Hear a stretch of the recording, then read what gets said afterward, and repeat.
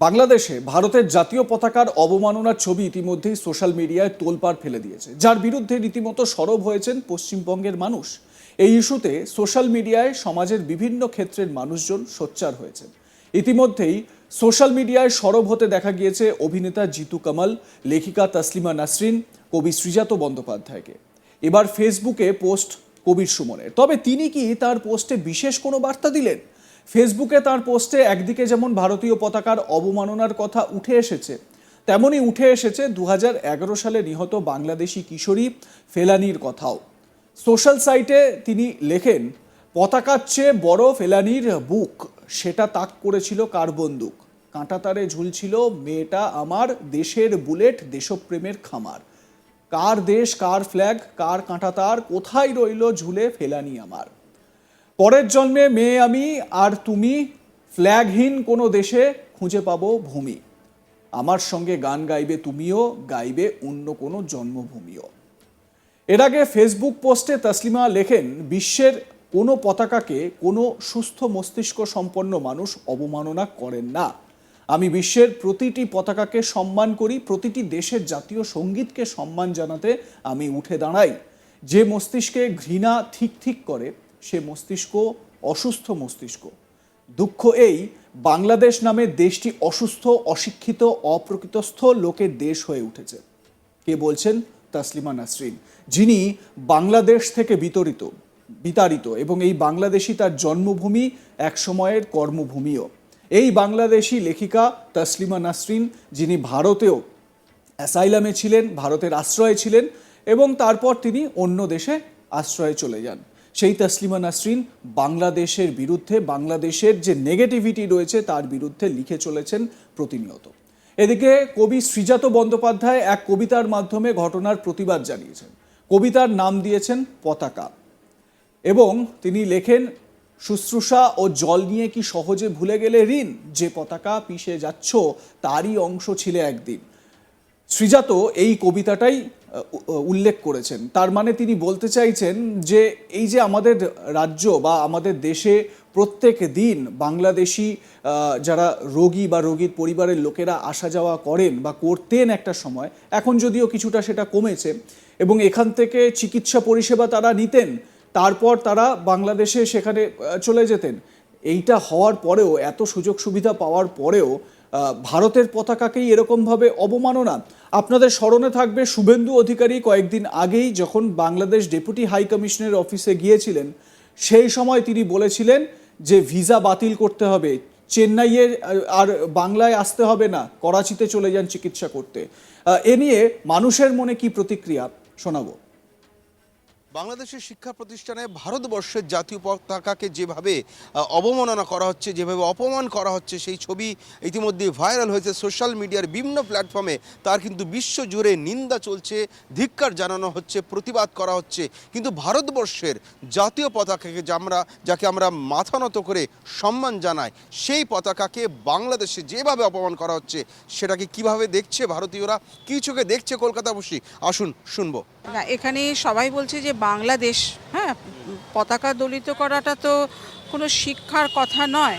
কোনো দেশেরই পতাকা করতে পারি না, সে আমি তাকে পছন্দ করি বা অপছন্দ করি। কিন্তু সবাই যে এই এক অর্থে বাংলাদেশি বলে দিচ্ছে, এইটাতে আমার একটু আপত্তি আছে।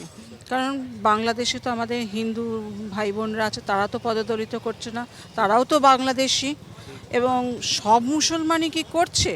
যারা করছে তাদেরকে কন্ট্রোল করা সেই দেশের সরকারের উচিত। কেন করবে তারা? তাহলে তারা তো অপরাধী, এক কথায় তারা অপরাধী। সুতরাং এই বাংলাদেশ বলে আমার এইখানটায় আমার একটুখানি আপত্তি। বাংলাদেশে তো অনেক লোক আছে, 100% লোক তো সে কাজটা করছে না। যারা করছে তাদেরকে যেন কন্ট্রোল করা হয়। দেখুন, আমাদের তো এটা জাতীয় পতাকা অবমাননা খারাপ লাগছেই, শুধু তাই না, দ্বিতীয় যে বিষয়টা, আমাদের দেশের সরকার এর এগেনস্টে কোনো স্টেপ নিচ্ছেন বলে আমরা শুনতে পাচ্ছি না, এটা আরও খারাপ লাগছে। আর রাজ্য সরকার তো কোনো সাড়া শব্দই নেই, এটাকে আমরা ধিক্কার জানাই। ব্যাস এইটুকুই বলতে পারি। বাংলাদেশের যারা এটা করছে সেই দেশের সরকারও তো কন্ট্রোলে আনতে পারছে। দেখুন, তারা তো তাদের দেশের সরকার, তো আমরা জানছি এমন একটা সরকার রয়েছে, একটা অগণতান্ত্রিক সরকার রয়েছে, কোনো একটা আন্তর্জাতিক ইয়ের থেকে লবির থেকে তাকে বসানো হয়েছে। যতটুকু আমরা আপনাদের নিউজ চ্যানেলগুলোর থেকে বিভিন্ন জানছি, আমাদের তো আলাদা সোর্স নেই, কিন্তু আমাদের দেশের সরকার আমাদের জাতীয় পতাকার সম্মান রক্ষা করা উচিত তাদের, সে রাজ্য সরকার বলুন কেন্দ্রীয় সরকার বলুন। এটাকে কখনোই সমর্থন তো দূরের কথা, মানে খুব ঘৃণা চোখে দেখতে হচ্ছে।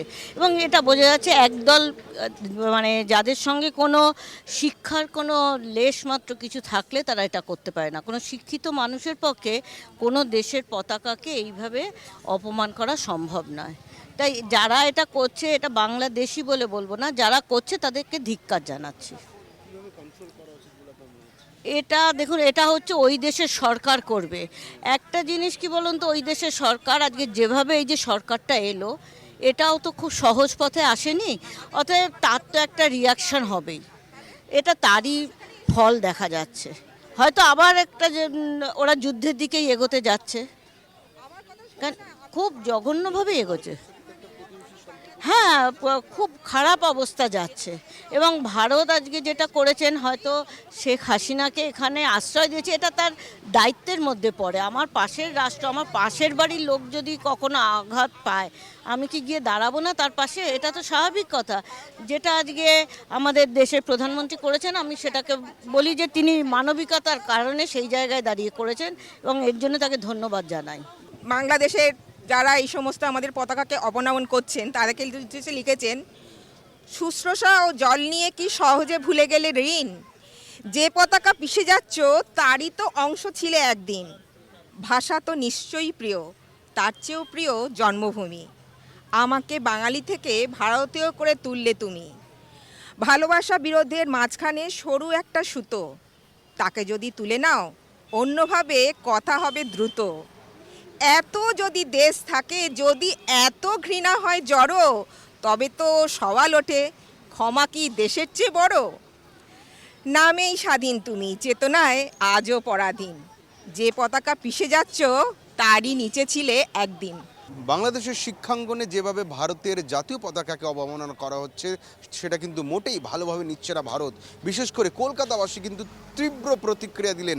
আমরা যাদের সঙ্গে কথা বলছি তারা কিন্তু দুঃখ প্রকাশ করছেন, ক্ষোভ প্রকাশ করছেন, তীব্র প্রতিবাদ করছেন।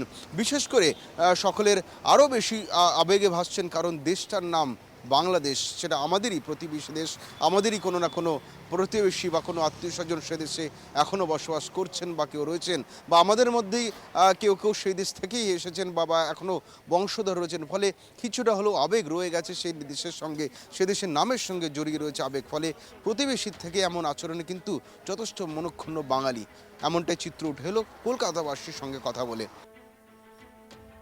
লাইক কমেন্ট শেয়ার করতে ভুলবেন না। দেখতে থাকুন আজ তাক বাংলা, সাবস্ক্রাইব করুন ইউটিউব চ্যানেলটি।